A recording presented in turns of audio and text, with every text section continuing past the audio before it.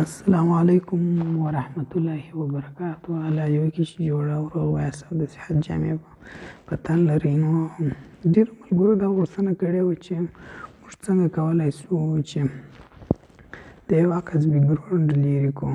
نو ملګرو اوس مې زه تاسو ته طریقه در وښیم. نو ملګرو تاسو د عکس بیکګراونډ دپاره دغه یو اپلیکیشن به را ډاونلوډ کړئ، انشوټ. دا ډېر مهم اپلیکیشن دی. نو ملګرو اوس پر دغه اپلیکیشن کلیک کوم. نو ملګرو دلته درې اپشنه راوړي، ویډیو او د عکس او دا درېیمې دا له مهم شی نه دی، دغه دوه. نو ملګرو اوس موږ د عکس سره کار لرو، د عکس بیکګراونډ لرې کړو. زه دلته کلیک کوم. نو وروسته بیا پر دغه جدید کلیک وکړئ په د اول سر یې.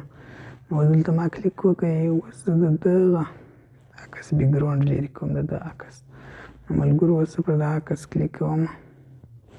ملګرو تاسې به داسې راسئ، دا اپشن به پیدا کړئ، دا اپشن.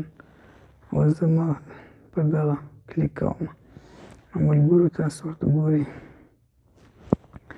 دا دوی په اسانۍ سره بیکګراونډ ځینې لرې کوي. نو ملګرو تاسو هم په داسې ډېرې اسانۍ سره بیکګراونډ یې لرې کولی شئ خپل عکسو ته. نو ملګرو اوس به تاسو ته بل عکس هم در وښیم.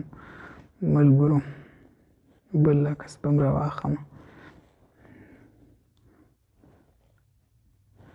زه اوس دغه د ابراهیمي صاحب د عکس بیکګراونډ لرې کوم.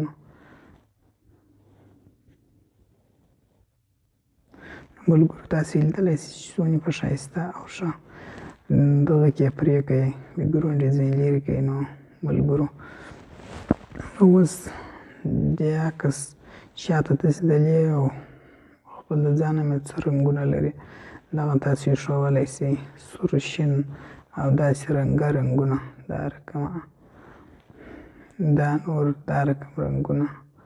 او دلته نور را ډاونلوډېږي هم دغه چې نیټ یې تاسې را ډاونلوډولی هم شئ، رقم. نو ملګرو اوس دا عکس کې څومره ښایسته راغلی، دلته ورته ګورئ، رقم رنګونه. نو ملګرو دغه دی. نو ملګرو داسې بیکګراونډ یې ځینې لرې شو. نو تاسو دغسې د عکس د بیکګراونډ لرې کولی شئ. ملګرو تاسو به وروسته پر د ذخیره استازي باندې کلیک وکړئ. ملګرو دا دی د عکس دغه شو، زموږ سره ذخیره شو.